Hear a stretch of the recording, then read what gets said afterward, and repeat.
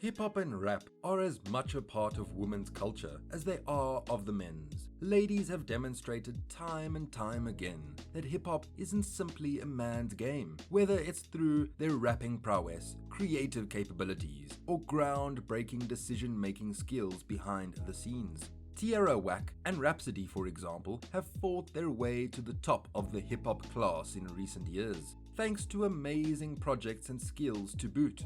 Despite these significant advancements, women are constantly left out of the discussion when it comes to determining the best in the genre. Taylor Crumpton, a culture commentator, tells BBC Music that female rappers have always been part of the genre's lineage. However, because of power dynamics, those in control decided to use their gender as a weapon in order to deny them the titles they deserve. Men have historically listened to rap music more than women, which may have influenced their perceptions of the genre. The most ardent rap fans, according to Nielsen's 2015 audience insights, were young African American and Latino men between the ages of 18 and 24. Men have more frequently than not headed labels and enterprises in the genre on the corporate side.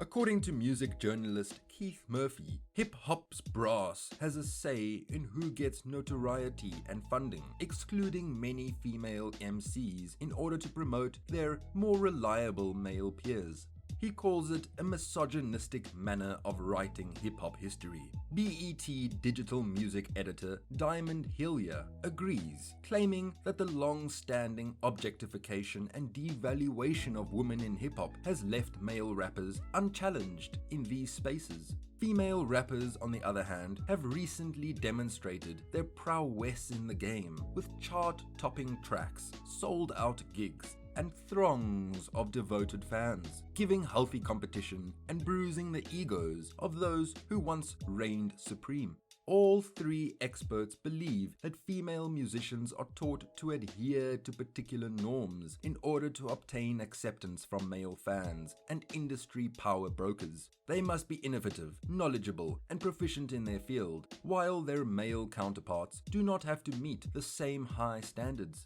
Nicki Minaj and Megan Thee Stallion, for example, have demonstrated their rapping abilities on multiple times, yet they have been chastised for lyrical content that includes references to sex and money. In a similar spirit, despite diving into a similar pool of content, chart-topping rappers Future and Migos rap about sex, drugs, and violence, garnering widespread recognition and accolades.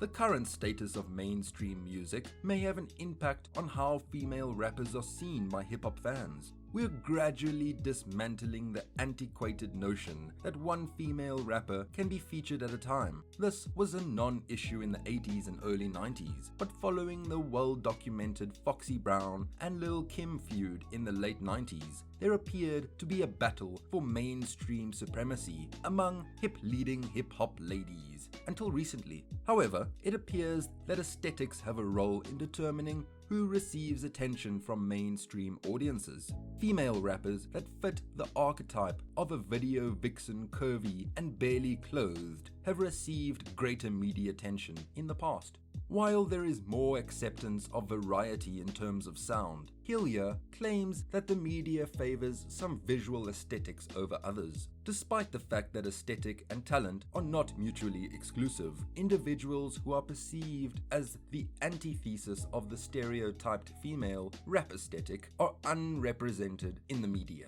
This is why today's mainstream will pay more attention to a Cardi B than a Chica, or a Lil' Kim than a Missy Elliott in the past. As a result, there's a risk that casual rap listeners aren't delving deeper into the genre or discovering female MCs who aren't influenced by mainstream culture. This is detrimental to both the performers and the fans, as they will not be exposed to the full range of the genre's offerings. Streaming services like Spotify and Apple Music, on the other hand, have allowed dedicated music enthusiasts to discover new music without being influenced by the mainstream.